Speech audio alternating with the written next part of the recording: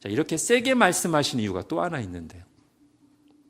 정작 라오디게아 교회는 자신의 상태의 심각함을 모르고 있었습니다. 아니, 그들은 오히려 자기들이 잘하고 있다고 착각하고 있었어요. 여러분 17절 보십시오. 앞부분만. 네가 말하기를 나는 부자라. 부요하여 부족한 것이 없다. 자, 스스로 부자라고 잘 갖추고 있다고 자가진단하는 겁니다. 심지어 나는 부족한 것이 없다. 와, 대단한 자족이죠. 자만, 자부심이죠. 난 부족한 게 없다.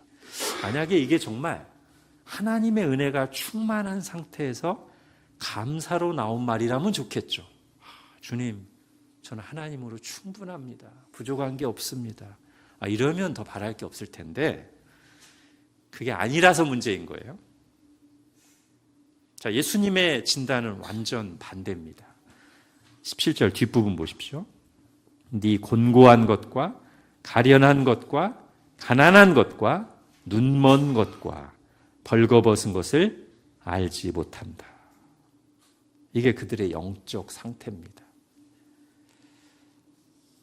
자, 세 가지 종류로 줄일 수 있어요. 앞에 세 개에 곤고한 거, 가련한 거, 가난한 것은 하나로 묶을 수 있어요. 가난한 걸로, 결핍으로. 실제로 18절에 보면은 예수님께서 처방전을 그렇게 셋으로 묶어서 말씀하시거든요. 곤고, 가련, 가난은 그냥 하나로 묶어서 가난함으로 얘기하시고, 또 하나는 눈먼 것, 영적인 눈이 멀었어요. 영적 세계를 보지 못해요. 그 다음에 벌거벗은 것, 이건 뭘까요? 수치스러운 거죠. 죄를 짓고 해결이 안 된 상태라고 말할 수 있겠습니다. 자, 지금 예수님은 그렇게 진단하고 계세요. 너희들은 완전히 결핍되어 있고 영적 맹인이며 벌거벗은 상태, 수치스러운 상태인데 너희들은 마치 벌거벗은 임금처럼 너희들의 그런 상태를 전혀 자각하지 못하고 나는 다 갖추고 있다. 부족한 게 없다라고 잘못 알고 있구나. 자, 라오디게아 교회는 어쩌다가 이런 상태가 됐을까요? 자, 영적으로 초라한 상태에 있으면서 하나님과의 관계에 있어서는 심각한 결핍이 있으면서도 자기는 부요하다고 여기는 두 유형이 있습니다. 첫 번째는 세상에서 수요가 많으니까, 즉 경제적으로나 어떤 사회적 지위가 높고 많고 형통하니까, 눈에 보이는 게 넉넉하니까 자기는 부족한 것이 없다라고 생각하는데, 영적으로는 하나님과의 관계에 있어서는 무지하고 결핍되어 있고 죄 가운데 있는 것이죠. 자, 두 번째 이런 경우도 있습니다. 영적 자만과 허세예요. 즉 신앙 상태는 바닥인데 겉으로 보이는 교회 건물이 크고 좋다든지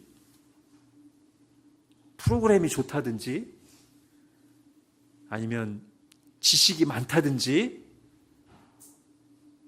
사람들이 칭찬한다든지 그런 걸 가지고 그게 자기의 신앙인 줄 알고 착각해서 사실 영적으로는 맹탕인데 바닥인데 자기가 믿음 좋은 줄 아는 그런 영적 자만과 허세가 있어요. 자, 첫 번째 예를 한번 성경에서 찾아볼게요. 누가복음 12장입니다. 여러분 핸드아웃에 있죠? 또 이르되 내가 이렇게 하리라. 내 곳간을 헐고 더 크게 짓고 내 모든 곡식과 물건을 거기 쌓아두리라. 또 내가 내 영혼에게 이르되 영혼아 여러 해 쓸 물건을 많이 쌓아두었으니 평안히 쉬고 먹고 마시고 즐거워하자 하리라. 저 어때요? 이 부자가 지금 딱 그거잖아요. 나는 부자라. 부유하여 부족한 것이 없다. 없는 정도가 아니라 지금 넘친다. 그래서 창고 더 만들어야 되겠다. 내 이러고 있잖아요. 자, 근데 하나님의 진단은 뭐죠? 하나님이 뭐라고 경고하시죠? 20절. 하나님은 이르시되 어리석은 자여 오늘 밤에 내 영혼을 도로 찾으리니 그러면 네 준비한 것이 누구의 것이 되겠느냐 하셨으니 자기를 위하여 재물을 쌓아두고 하나님께 대하여 부요하지 못한 자가 이와 같으니라. 쉽게 말하면 죽을 때 그 많은 재산과 지위가 무슨 소용이 있겠으며 특별히 하나님의 재판저 앞에 섰을 때 하나님 없이 그 많이 모으고 누리고 쌓아두었던 그 모든 것들이 무슨 소용이 있겠는가 하는 것입니다. 이게 영적으로 가난한 거죠. 벌거벗은 거죠. 눈먼 것이죠. 자, 두 번째 예를 볼게요. 영적 자만과 허세. 바리새인들이 대표적이죠. 자기들이 제일 경건하고 잘 믿는다고 생각했어요. 그래서 주로 무슨 행동을 했어요? 다른 사람들을 막 판단하는 일을 많이 했어요.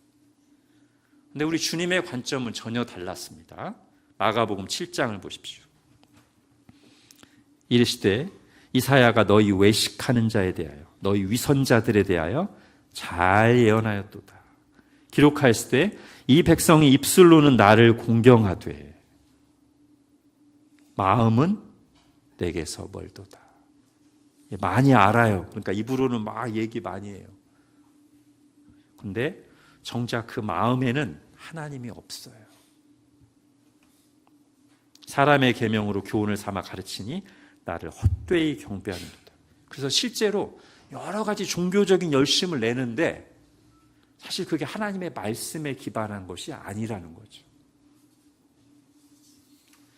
자, 이렇게 하나님에 대한 참된 경외와 사랑, 믿음이 없으면서 성경 지식이나 눈에 보이는 종교 행위를 가지고 자기가 믿음 좋다고 착각하는 이들에게 주시는 경고의 말씀이 있습니다. 자, 누가복음 8장입니다. 같이 읽겠습니다. 시작. 그러므로 너희는 어떻게 들을까 스스로 삼가라. 누구든지 있는 자는 받겠고 없는 자는 그 있는 줄로 아는 것까지도 빼앗기리라 하시니라. 아멘. 라오디게아 교회 상태 같지 않습니까? 그 있는 줄로 아는 것까지 사실은 없어요. 그런데 나는 부자라 부족한 것이 없다고 자기 있는 줄로 알아요. 근데 주님은 뭐라고 하셔요? 아니, 너 아무것도 없어. 너 텅텅 비었어. 너 영적으로 파산 상태고 눈이 멀었고 벌거벗고 있어. 그런데도 네가 믿음이 있다고 생각한다면 그날에 너는 네가 있는 줄로 아는 것까지 다 없다는 것이 그날에 드러날 것이다. 자, 제가 지금 두 경우로 나눠서 말씀드렸습니다만 세상적으로 부유한 것, 그 다음에 영적인 자만과 허세, 공통점이 있죠. 첫 번째는 마음이 가난하지가 않아요. 예수님은 마음이 가난한 자는 복이 있나니 천국이 그들의 것입니다 라고 하셨습니다. 제가 지금까지 봤을 때 하나님을 믿지 않는, 예수님을 믿지 않는 여러 가지 이유들이 있어요. 그리고 어떤 이유들은 이해되는 측면도 있습니다. 예를 들면 교회가 막 잘못하고 있는 것들이나 여러 가지 외적인 상황적인 이유들이 있는데요. 제일 중요한 이유는 이겁니다. 마음이 가난하지 않았습니다. 마음이 높아서요. 자기가 중심에 있고 왕의 자리에 있으니까 중심에 계신 분이 안 보여요. 왕이 안 보여요. 창조주가 안 보여요. 자, 제가 지금 좀 전에 말씀드렸던 그 두 경우가 다 그래요. 하나님 앞에서 겸손하지가 않아요. 나는 잘해왔다고 생각해. 내가 남들보다 낫다고 생각해. 자신의 한계와 자금과 연약함을 깨닫지도 인정하지도 못합니다. 자, 그런데 또 다른 공통점은 뭐죠? 그런데 이제 눈에 보이는 것들로 취해 있어가지고 자기가 다 있다고 생각하는데 정작 그들은 영적으로는 가난하다. 하나님과의 관계에 있어서는 빵점이다. 자, 종합해서 말하면 이들은 그들의 마음과 삶을 하나님을 믿는다고 하지만, 예수님을 믿는다고 하지만 전혀 그들의 마음과 삶을 하나님으로 채우지 않고 하나님으로 만족하지 않고 다른 것으로 채우고 다른 것으로 취해 있어요. 그러면서 자기가 부족한 것이 없다, 괜찮다, 오히려 다른 사람들을 얕잡아보고 판단한단 말이죠. 예수님은 이런 그들의 실상을 적나라하게 말씀하시는 겁니다. 다시 17절 뒷부분을 보십시오. 내 곤고한 것과 가련한 것과 가난한 것과 눈먼 것과 벌거벗은 것을 알지 못하는도다. 여러분, 특히 지금 이게 교회에게 하시는 말씀이잖아요. 라오디게아 교회에게, 신자들에게 하시는 말씀인데, 만약에 교회가 이런 상태라면, 겉으로는 뭔가를 많이 갖춘 것 같은데 하나님과의 관계에 있어서 빵점이라면 정체성이 의심스러운 거 아닙니까? 예전에 책 중에 책 제목에 그런 것이 있었어요. 그리스도 없는 기독교. 이게 모순이잖아요, 그죠? 기독교가 그리스도교인데 그리스도 없는 그리스도교. 교회인가요? 기독교인가요? 정체성이 애매한 거죠. 자, 이 질문을 좀 더 이제 풀어서 말씀드려 보겠습니다. 우리를 자가 진단하기 위한 질문이에요. 이렇게 우리가 물어볼 수 있습니다. 나는 무엇으로 사는가? 나의 마음과 삶을 채우고 있는 것이 무엇인가? 우리 모임의 목적과 지향점이 무엇인가? 무엇을 가장 의지하고 자랑하며 살아가는가? 어디에서 진정한 만족과 기쁨과 평안을 찾고 누리는가? 여러분, 이 질문들에 대한 답이 예수 그리스도라고 나온다면 그럼 그게 교회고 그게 그리스도인입니다. 분명한 정체성이 있는 것이죠. 그러나 제가 좀 전에 던졌던 질문들에 대해서 어느 것 하나 분명하게 대답하지 못하거나 또는 그 답이 예수 그리스도가 아닌 다른 것들이라면 소유, 쾌락, 취미생활, 반려동물이라면 비록 교회에 출석한다 할지라도 그는 그리스도인이라고 말하기가 그 정체성이 굉장히 애매한 것이죠. 그리고 그런 사람들로 모여있는 모임이라면 교회 간판을 붙이고 있다 할지라도 과연 교회인가? 라고 말할 수밖에 없는 것이죠. 제가 이렇게 예를 들어 보겠습니다. 우리 새신랑도 있으니까. 자, 결혼했어요, 남녀가. 근데 신랑 마음에 이성으로서의 여자는 아내가 있어야 되잖아요. 아내로 채워져야 되죠. 근데 아내는 없어요. 다른 여자들로 채워져 있어. 또는 아내와는 대화는 함께하는 시간이 일체 없어요. 다른 여자들하고 시간을 보내면서 대화도 하면서 잘 보내. 그럼 아내가 뭐라고 질문하겠어요? 네 정체가 뭐냐? 너 내 남편 맞음? 그러지 않겠어요?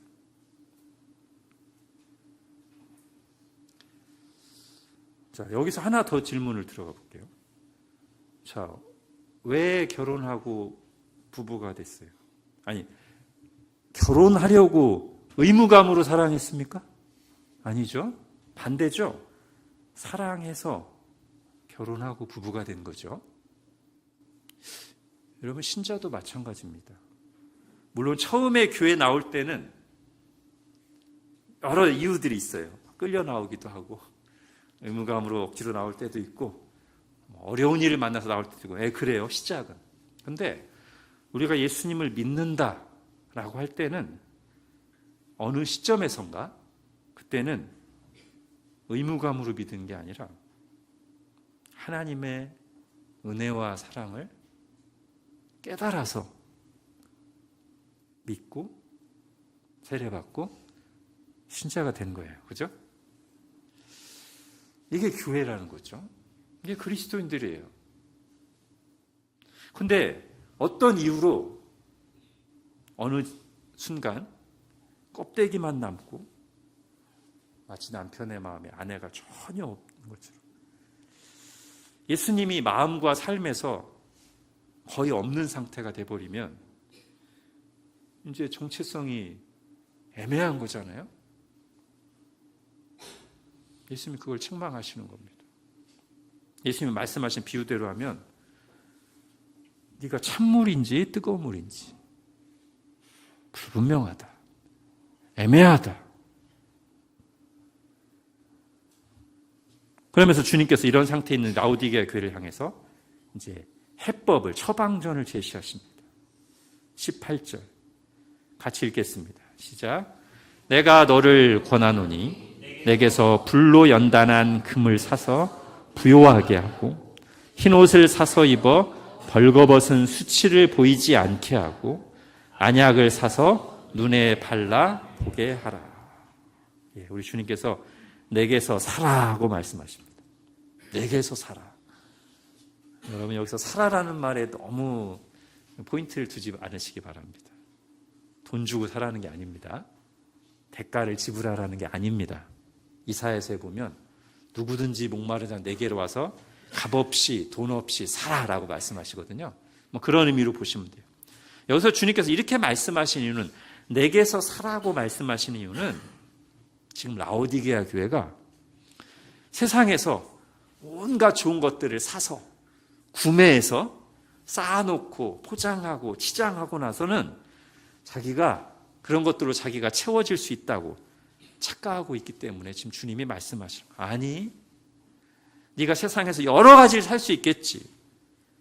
그러나 너의 내면을 진정으로 채워주는 것은 세상에서 살 수 없고 너의 영적인 눈을 띄워주는 안약은 이 세상에서 절대 살 수 없고 너의 죄를 가려줄 의의 옷은, 용서의 은혜는 이 세상에서는 절대 살 수 없고 오직 나만 너에게 그것을 줄 수 있으니 내게서 살아. 나 예수에게서 그것을 사라고 말씀하시는 겁니다. 자, 오늘 본문의 서두에 나오는 예수님의 자기소개가 이와 관련이 있습니다. 자, 14절 보십시오. 자, 예수님께서 자기를 소개하시면서 아멘이시오, 충성되고 참된 증인이시오, 하나님의 창조의 근본이신이라고 말씀하십니다. 자, 아멘이시오. 자, 아멘이 무슨 뜻이죠? 우리 평소에 아멘 하죠? 문장의 끝에 아멘이 나오면 어떤 뜻이에요? 참으로 그렇습니다. 그렇죠? 전적인 동의를 하는 말이에요. 참으로 그렇습니다. 자, 문장 중간에 나오면요. 예수님께서 가끔 중요한 진리를 말씀하실 때 이렇게 말씀하셨어요. 내가 진실로 진실로 내게 이르노니. 이걸 일부분만 제가 헬라어로 바꾸면 내가 아멘 아멘 내게 이르노니 이거거든요. 아멘이 문장 중간에 나오면 진실로예요. 그러니까 결국 뜻이 비슷합니다. 문장 끝에 나올 때도 참으로 그렇습니다. 중간에도 진실로. 그러니까 이 아멘은 참된, 진실한, 굳건한, 확실한 그런 뜻이에요. 자, 그런데 지금 주님께서 자신을 나는 아멘이다 라고 소개하십니다. 헬라어에 보면 정관사를 붙여가지고 말하자면 더 아멘, 영어로 실제로 그렇게 돼 있어요. 더 아멘. 그 아멘, 바로 그 아멘. 자, 이게 무슨 뜻일까요? 예수님 자신을 가르쳐 내가 바로 더 아멘이다, 그 아멘이다. 이게 무슨 뜻이에요? 이런 부분이 이제 그냥 이 본문 봐서 해석이 어려운 부분 중에 하나인데, 계시록이 구약을 많이 인용했다고 했잖아요. 특히 이제 7교회 편지에서는 이사야서를 많이 인용합니다. 제가 그 중에 그걸 다 하진 않았어요. 길어지니까. 자, 오늘 이 본문도 이사야서 본문과 관련이 있는데요. 자, 여러분 핸드아웃에 이사야 65장. 자, 중간에 있는 16절부터 시작하겠습니다. 16절 같이 읽을게요. 시작. 이러므로 땅에서 자기를 위하여 복을 구하는 자는 진리의 하나님을 향하여 복을 구할 것이요. 땅에서 맹세하는 자는 진리의 하나님으로 맹세하리니 이는 이전 환난이 잊어졌고 내 눈앞에 숨겨졌습니다. 자, 여기 나오는 이 2번 나오는 진리의 하나님. 히브리어 원어로 보면 엘로힘 아멘입니다. 엘로힘이 하나님이죠. 그러니까 하나님 아멘.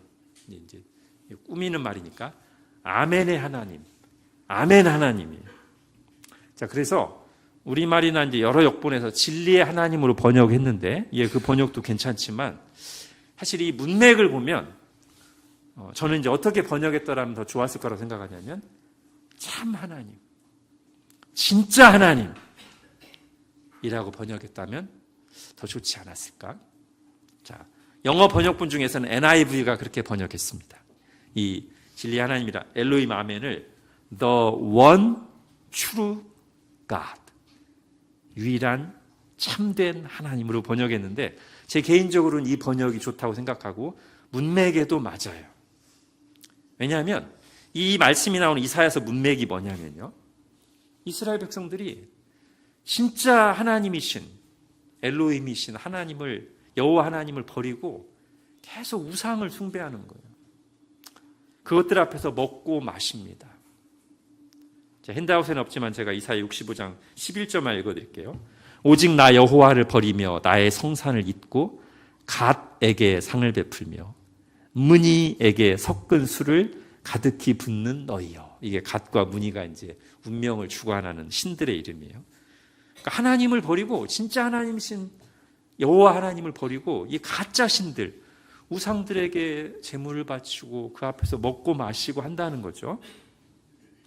그래서 그런 자들이 어떻게 될 거라고 지금 주님께서 경고하시냐면 이사야 65장 13, 14절 같이 읽겠습니다. 시작. 이러므로 주 여호와께서 이와 같이 말씀하시니라. 보라, 나의 종들은 먹을 것이로되 너희는 줄일 것이니라. 보라, 나의 종들은 마실 것이로되 너희는 갈할 것이니라. 보라, 나의 종들은 기뻐할 것이로되 너희는 수치를 당할 것이니라. 보라, 나의 종들은 마음이 즐거움으로 노래할 것이로되 너희는 마음이 슬픔으로 울며 심령이 상함으로 통곡할 것이며. 예. 자, 그러시면서 하시는 말씀이 65장 15절이라고요. 즉, 너희를 채울 수 없는 그 헛된 우상들 말고 엘로힘 아멘, 진짜 하나님, 참 하나님에게 와서 복을 구해라. 하나님을 진짜 하나님으로 맹세하라. 진짜 하나님을 의지해라. 이런 뜻이란 말이죠. 자, 오늘 본문에서 예수님이 자신을 더 아멘, 바로 그 아멘이라고 하실 때 이런 맥락을 가져오신 거란 말이에요. 세상의 헛된 것으로 자신을 채우고 포장하면서 스스로는 부자다, 부족한 것이 없다고 하지만 실은 그것들은 전혀 우리를 채워줄 수 없는 것이기 때문에 너희들은 내적으로 결핍되어 있고 영적으로 눈이 멀었고 죄로 벌거벗은 상태에 있는 라오디게아 교회를 향해서 너희를 진정으로 채워줄 수 있는, 너희가 정말로 의지할 수 있는, 너희에게 진짜 복을 줄 수 있는 진짜 하나님, 더 아멘의 하나님으로 자신을 소개하고 계신 거죠. 뒤에 나오는 충성되고 참된 증인은 그 아멘을 좀 더 부연 설명하는 것으로 이해하고요. 그 뒤에 나오는 하나님의 창조의 근본이시니, 자, 이 말씀도 이사야 본문과 연관지어서 계속 한번 생각해 보겠습니다. 계속 이사야 65장을 볼게요. 자, 하나님은 이렇게 우상 숭배하던 자들을 심판하시고 자신의 진정한 백성들에게 복을 주실 걸 말씀하신 다음에 새 창조에 대해서 말씀하십니다. 장차 예수님을 통해 이루실 새 창조를 말씀하시는데 이사야 65장 17절에서 19절을 보십시오. 보라, 내가 새 하늘과 새 땅을 창조하나니 이전 것은 기억되거나 마음에 생각나지 아니할 것이라. 너희는 내가 창조하는 것으로 말미암아 영원히 기뻐하며 즐거워할지니라. 보라, 내가 예루살렘을 즐거운 성으로 창조하며 그 백성을 기쁨으로 삼고 내가 예루살렘을 즐거워하며 나의 백성을 기뻐하리니 우는 소리와 부르짖는 소리가 그 가운데서는 다시는 들리지 아니할 것이며. 자, 여러분, 이 말씀의 지금 강조점이 뭔지 보이시죠? 창조 자체보다도 지금 강조점이 어디에 있어요? 그 새 창조가 가져올 참된 기쁨, 영원한 기쁨을 지금 강조하고 있잖아요. 하나님도 기뻐하실 것이고 하나님의 백성들도 그 새 창조로 말미암아 영원히 기뻐하고 즐거워할 것을 말씀하시잖아요. 이게 이제 지금까지 살펴본 내용과 이어지죠. 우리를 진정한 기쁨, 영원한 기쁨으로 채워줄 수 있는 분으로 예수님 자기를 소개하시는 겁니다. 그러니 예수님께 나오라고. 내가 너희를 채우겠다고. 자, 근데 이사야 본문을 다시 잘 보면 이 기쁨이 양쪽 편의 기쁨이죠. 하나님의 백성들만 기쁜 게 아니라 누구도 기뻐요? 하나님도 기뻐하실 거라고 하잖아요. 자, 라오디게아 교회를 향한 예수님의 마지막 은혜로운 처방전이 바로 이런 맥락에서 이해할 수 있을 것 같습니다. 자, 오늘 본문으로 오셔서요. 20절 같이 읽겠습니다. 시작. 볼지어다 내가 문 밖에 서서 두드리노니 누구든지 내 음성을 듣고 문을 열면 내가 그에게로 들어가 그와 더불어 먹고 그는 나와 더불어 먹으리라. 아멘. 이사야 65장 이스라엘처럼 나 믿는다고 하면서 헛된 우상들 앞에서 먹고 마시며 그런 것으로 너희를 채우려고 하지 말고 그래봤자 채워지지도 않는데 나로 채워라. 내가 너희를 채워주겠다. 나와 함께 먹고 마시자. 그러면 나도 기쁘고 너희도 기쁠 것이다. 이렇게 말씀하시는 거죠. 여러분, 예수님은 우리에게 마지막 날 천국행 티켓만 주시는 분이 아닙니다. 성경이 말하는 구원은 우리의 현재 삶과는 별 관련 없이 죽을 때나 마지막 최후 심판 때만 필요한 심판 면제 티켓이 아니에요. 예수님은 바로 지금 여기에서 우리와 함께 하시며 우리의 인생 문제들에 대한 진정한 해답이 되시는 분이십니다. 세상 그 어떤 곳으로도 채워질 수 없는 우리의 영혼 깊은 곳을 진정으로 채워주실 수 있는 인생의 참된 의미가 되시고 내면의 목마름을 해결해 주실 수 있는 생수가 되시고 우리가 어떻게 살아야 되는지를 가르치시고 보여주시고 이끌어 가시는 진리가 되시는 분이십니다. 여러분, CCC라는 선교단체의 유명한 그 외침이 있어요. 백문일답이라고. 자, 일문일답이 아니라 백문일답인 이유가 그겁니다. 만약에 예수님이 우리에게 주시는 구원과 복이 마지막 날 죽을 때 천국행 티켓만 주는 거라면, 예수님이 그런 종류의 구원자라면 일문일답으로 족하죠. 우리를 심판을 면하고 천국으로 옮기시는 구원자가 누구십니까? 예수 그리스도. 이렇게 이 하나로 족할 텐데 그게 아니라는 거예요. 백문일답. 즉 우리를 심판해서 천국으로 옮기시는 것 외에도 수많은 인생 질문들에 대한 답이 되시기 때문에, 우리의 모든 문제에 대한 궁극적인 답이 되시기 때문에 백문일답이에요. 몇 가지만 해볼까요? 답은 예수 그리스도인데 모든 질문에 대한 답이 대답하고 안 하고는 여러분 자유입니다. 소리내서 하셔도 되고 마음으로 하셔도 됩니다. 저는 질문을 하겠습니다. 하나님의 말씀에 완전하게 순종하신 유일하신 분이 누구입니까? 예수 그리스도. 역시 CCC 출신이에요.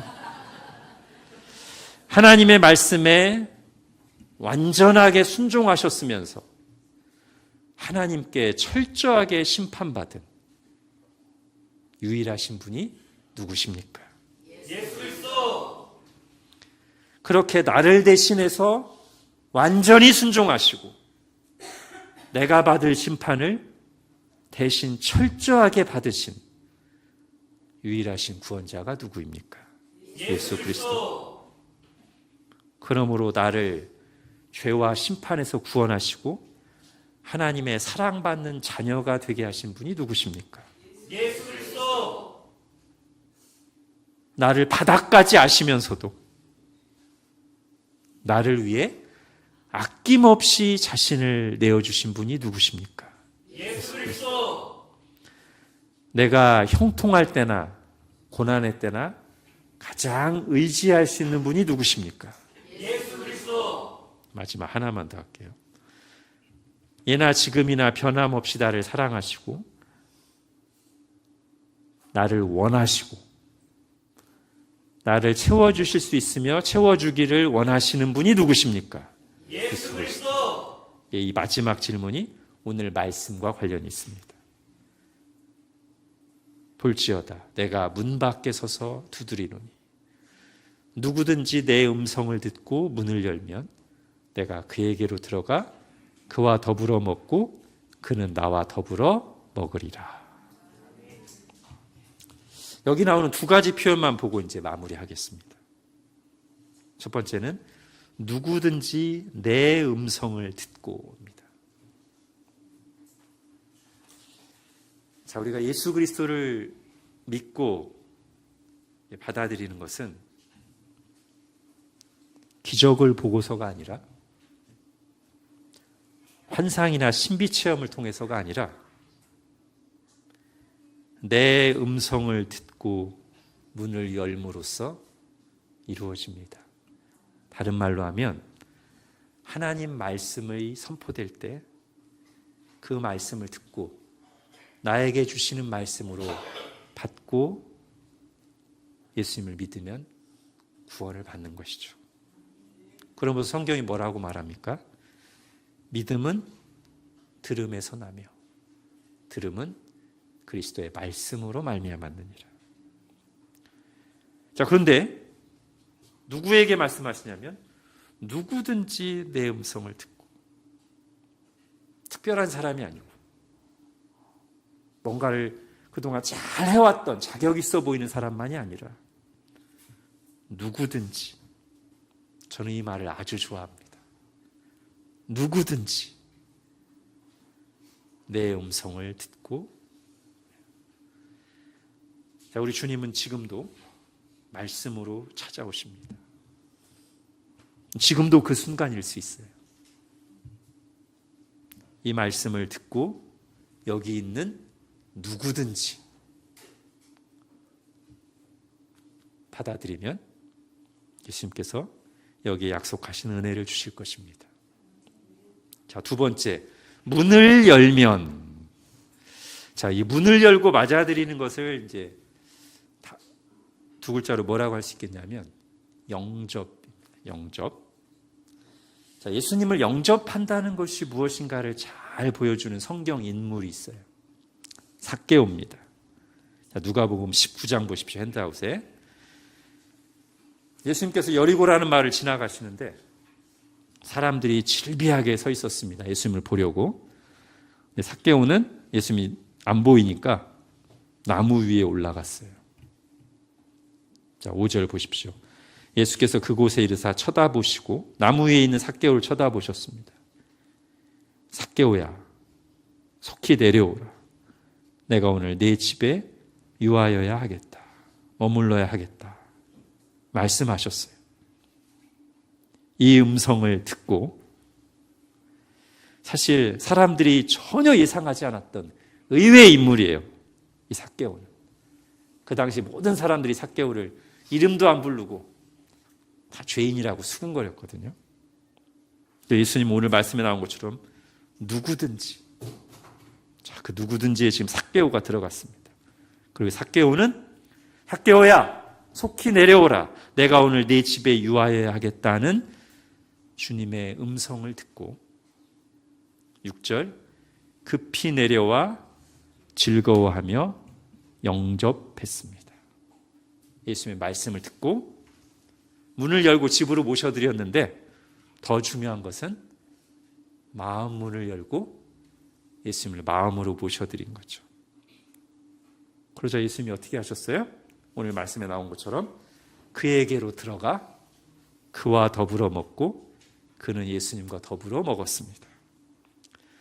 자, 삭개오가 예수님을 영접하고 기뻐하며 지금까지와는 다른 삶을 살 것을 고백하자 예수님이 선포하십니다. 예수께서 이르시되 오늘 구원이 이 집에 이르렀으니 이 사람도 아브라함의 자손이미로다. 인자가 온 것은, 나 예수가 온 것은 잃어버린 자를 찾아 구원하려 함이니라. 자, 이 삭개오에게서 영접을 배웁니다.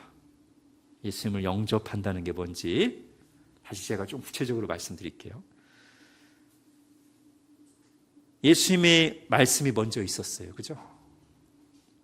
예수님의 말씀을 듣고 이 누구든지 해당되는 이 삭개오가 문을 열었습니다. 예수님의 음성을 듣고 많은 사람이 거기 있었지만 이 삭개오가 그 말씀을 흘려듣지 않고 반응했어요. 어떻게? 나무에서 즉시 내려왔습니다. 아마도 삭개오는 이 기회를 놓치고 싶지 않았을 것입니다. 원래 겸손한 사람은 이 천금 같은 기회를 굳게 붙잡습니다. 그러나 자기가 왕의 자리에 있는 사람은 이 기회가 얼마나 좋은 기회인지가 잘 안 보이죠. 여전히 이런저런 핑계를 대고 따집니다. 그러나 삭개오는 내려왔습니다. 어쩌면 이것도 상징적인 표현일지 모르겠어요. 높은 곳에서 내려왔어요. 그리고 그는 머뭇거리거나 미루지 않고 바로 구체적으로 행동했습니다. 예수님을 모셔드렸습니다. 저는 오늘 요한계시록 3장 20절 이 말씀을 듣고 여기 계시는 분들 중에 아직 예수님을 분명하게 믿지 않는 사람이든지 아니면 예수님을 믿긴 하지만 이 라오디게아 교회 상태처럼 오랫동안 마음속에 예수님 없이 예수님과 멀어져 있던 사람들이 혹시 있다면 삭개오처럼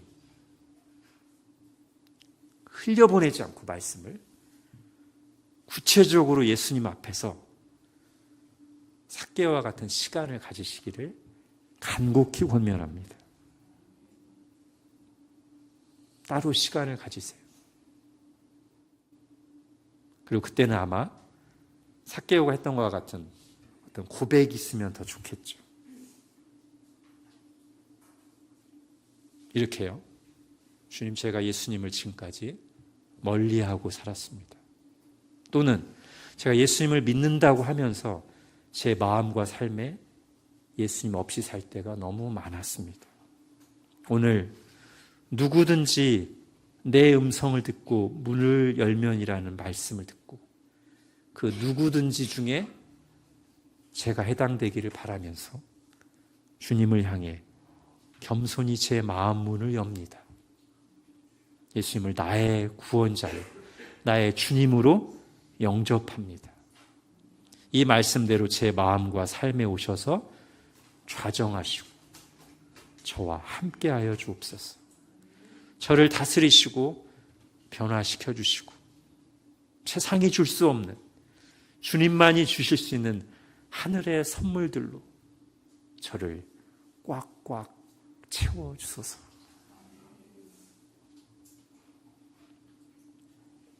한 번도 이런 걸 해본 적이 없으신 분이 있다면 꼭 진지하게 시간을 내서 주님과 1대1로 이런 시간을 가지시기 바랍니다.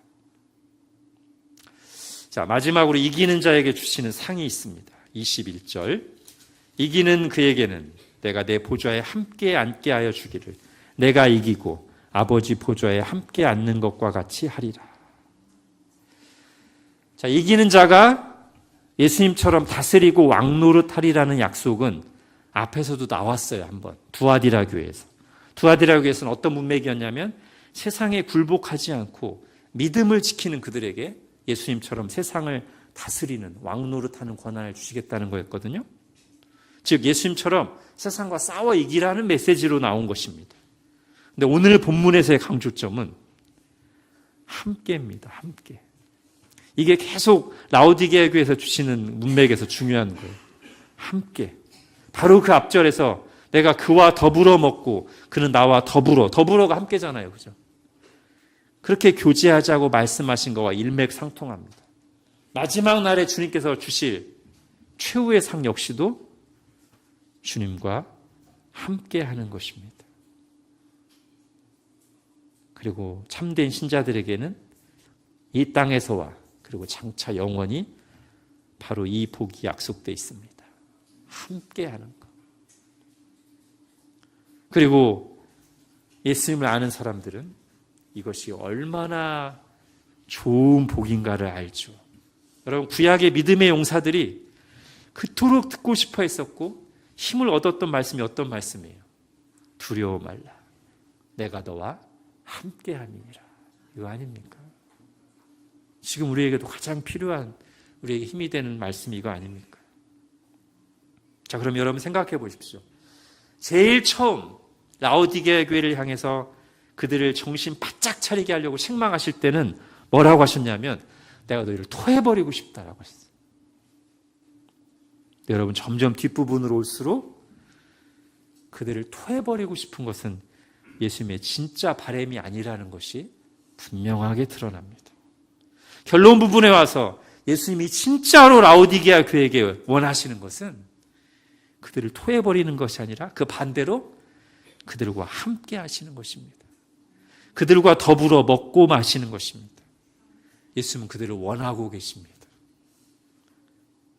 그 마음을 알아서 그들도 예수님에게 마음을 열고 함께 하자고 말씀하시는 것이죠. 자, 이제 마무리하겠습니다. 자, 오늘 7교회 마지막 말씀인 만큼 우리 지난주에 봤던 칭찬만 들었던, 오늘은 이제 꾸중만 들었던 아주 대비된 두 교회인데, 자, 빌라델비아 교회와 비교하면서 이제 마무리하겠습니다. 자, 두 교회 모두 문에 대한 말씀이 나와요. 자, 빌라델비아 교회에게 말씀하시는 문은 어떤 문이었어요? 예수님이 그 열쇠를 가지고 계셨죠? 그래서 열면 닫을 자가 없고 닫으면 열 자가 없다. 그야말로 주님께서 주권적으로 열고 닫으시는 문이었습니다. 구원과 심판의 문이고 영생과 영벌의 문인데요. 주님께서는 라오디게아 빌라델비아 교회를 칭찬하시면서 뭐라고 그래요? 내가 나의 택한 백성인 너희들을 향해서 그 문을 활짝 열어놨다. 그러므로 그 문을 닫을 사람이 없다라고 말씀하셨죠? 자, 오늘 라오디게아 교회에 주시는 편지에 나오는 문은 좀 다른 문이에요. 신자들이 열어야 할 마음의 문입니다. 그래서 빌라델비아 교회에서 나오는 문은 예수님이 그 열쇠를 가지고 계셨잖아요. 근데 오늘은요, 예수님이 열쇠로 여는 게 아니라 뭐하고 계세요? 내가 문 밖에 서서 두드리노니. 마음 문을 노크하고 계십니다. 얼마나 겸손하고 인격적이십니까? 우리가 성경에서 만나는 예수님은 누구도 막을 수 없는 주권적인 능력으로 우리에게 구원을 확실하게 베푸시는 분이시면서 다른 한편으로는 우리에게 말씀으로 찾아오셔서 인격적인 반응을 요구하시는 주님이십니다. 자, 두 교회 또 모두 사랑에 대한 말씀이 나옵니다. 빌라델비아 교회를 향해서 뭐라고 하셨죠? 3장 9절에 보십시오. 끝부분에 내가 너를 사랑하는 줄 알게 하리라 말씀하십니다. 자, 주님을 사랑해서 작은 능력을 가지고도 충성스러웠던 그들을 향해서는 내가 너를 사랑한다는 것을 확인시켜 주겠다 이렇게 말씀하셨단 말이에요. 자, 오늘 라오디게아 교회를 향해서는 뭐라고 말씀하시죠?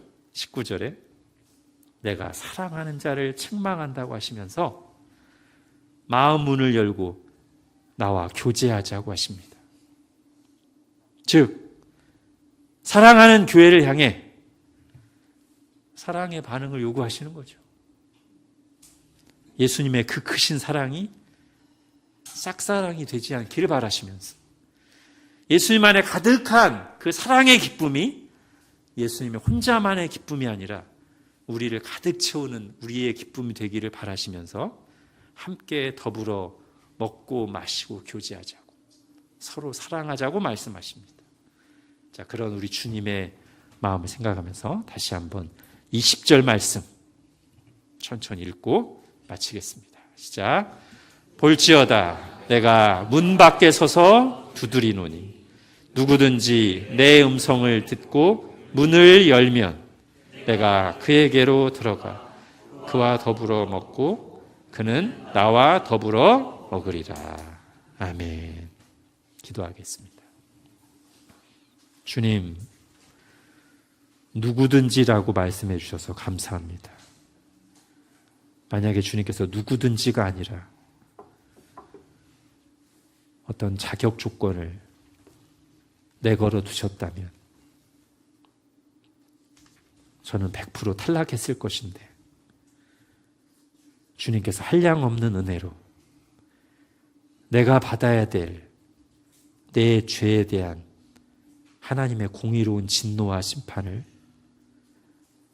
십자가 위에서 예수 그리스도께 다 쏟아부으시고